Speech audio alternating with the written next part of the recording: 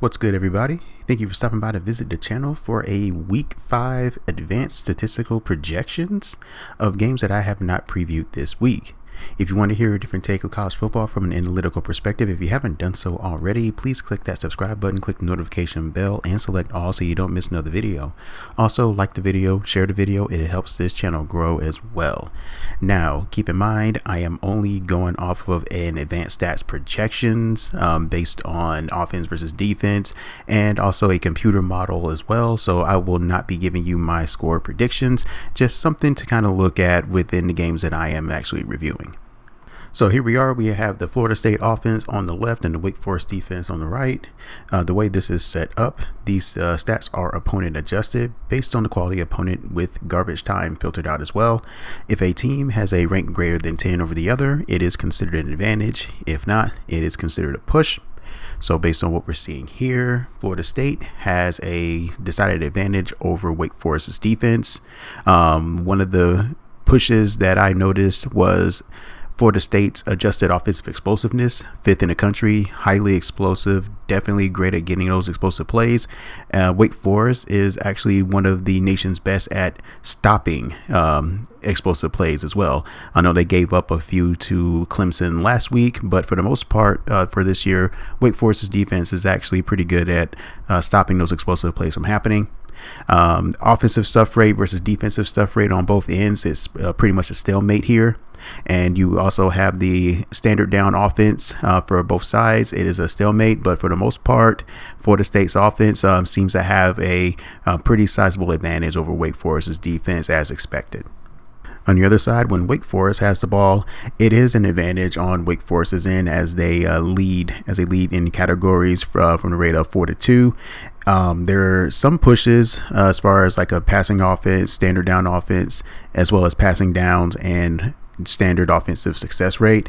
Now, one of the big things that I noticed for sure was Wake Forest and their offensive explosiveness versus Florida State's defensive explosiveness. Florida State, one of the worst teams in the country in allowing explosive plays, so there is something to look at here.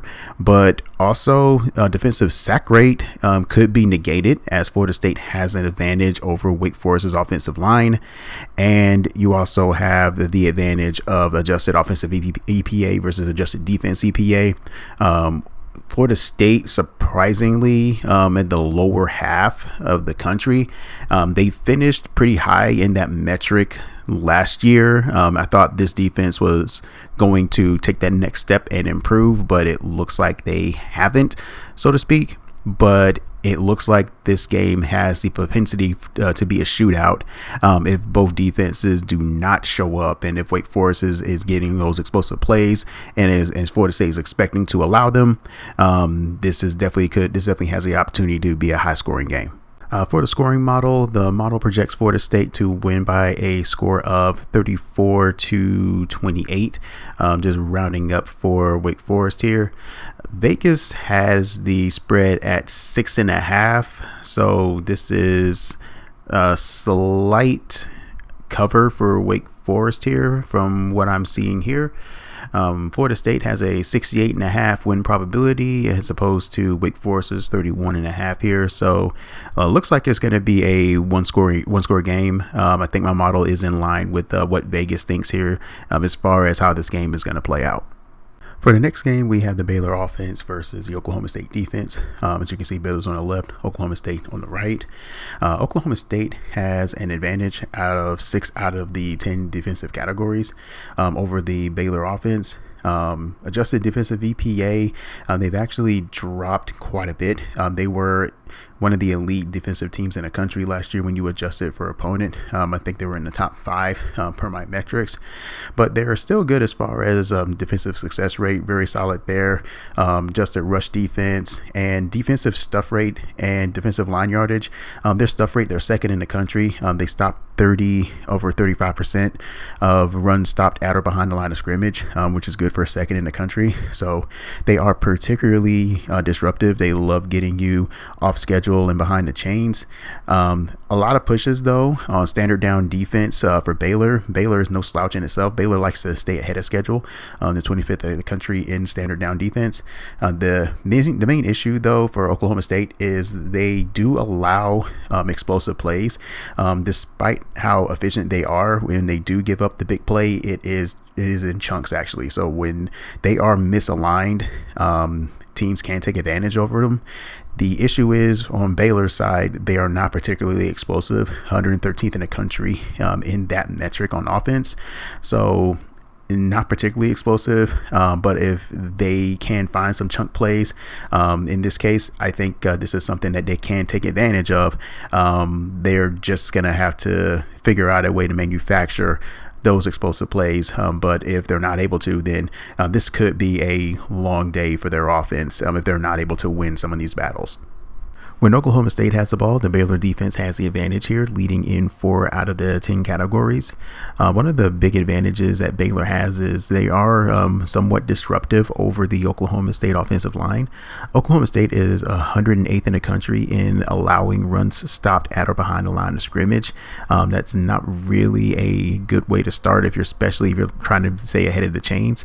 And that's really the other part about it. Oklahoma State is 26th in the country in standard down offense, so they do like to stay ahead of the chains for the most part, but that's going to be mostly through the air, so to speak. They're not going to basically be able to run the ball as effectively against Baylor.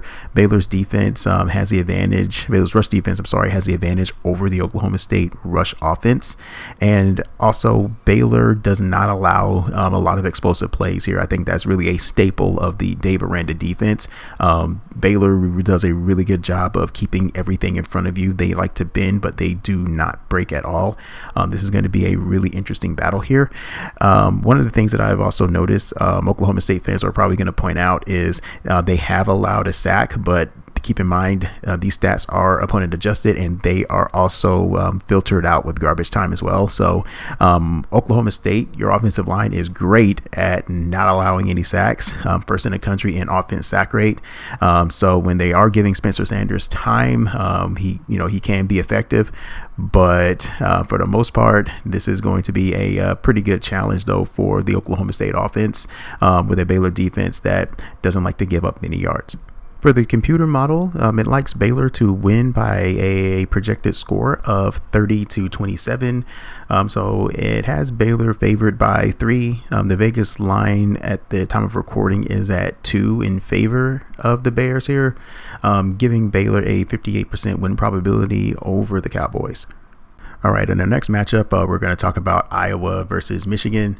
And the first info card is the Michigan defense versus the Iowa offense.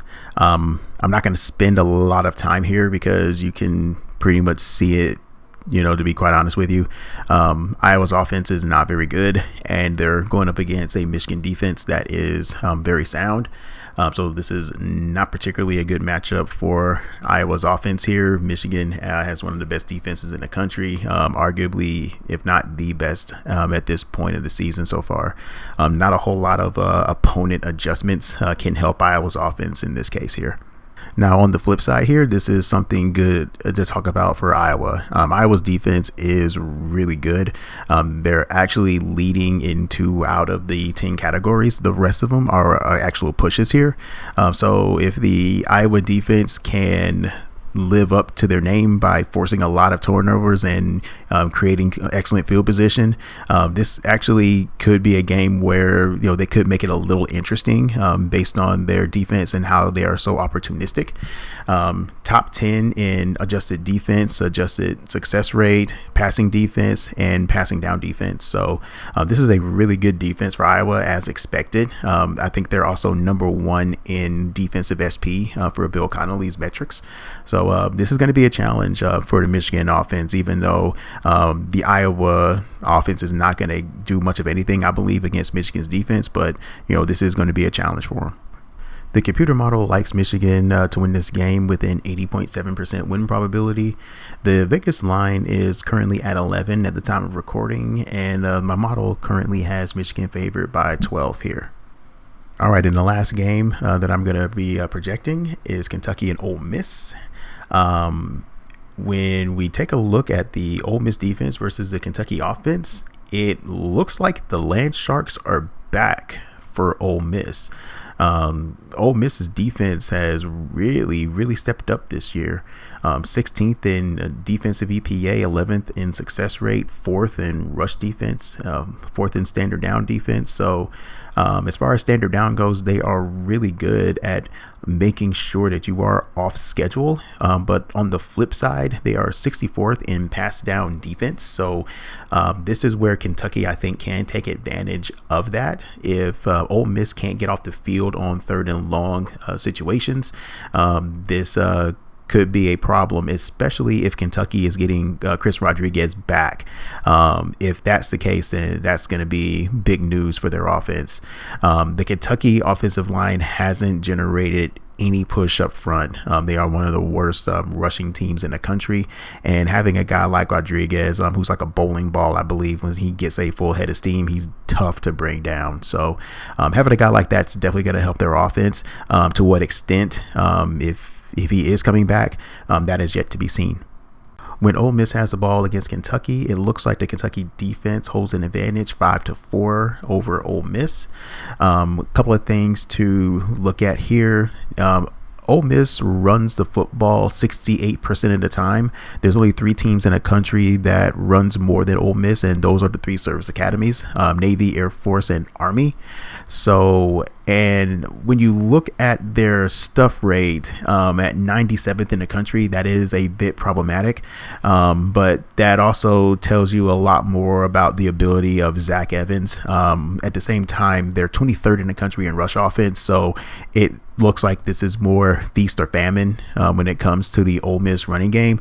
They're not going to put the ball up in the air, but when they do, they are somewhat efficient. But when you're going up against Kentucky has had a pretty good secondary over the last few years. The 34th in adjusted pass defense, and on passing downs, when they get you down in the chains on 3rd and long scenarios, 13th in the country in adjusted passing down defense. So if you're Ole Miss and you got to put the ball in the air, you don't want to put it up in the air against this secondary. This could be an issue for them. All right, in the last projection, my scoring model has Ole Miss favored by 7.5. The Vegas line is actually at 7 at the time of recording. Ole Miss has a 70.5 win probability over the Wildcats. And with that being said, that's it. Let me know what you're thinking about the games in the comment section below. Give me your projections of each game, or if one of your games is one of the ones that I talked about. I hope you enjoyed this advanced stats breakdown. If you can, please give the video a like. Also, please subscribe as well. It helps the channel grow. And I will see you on the next video. Also, if you wanted to check out some of the game previews I had for this week, it is in the info cards at this point in time at right about now. So if you ever want to stop by, watch a little bit more, feel free to do so. Thank you again, and I will see you on the next video.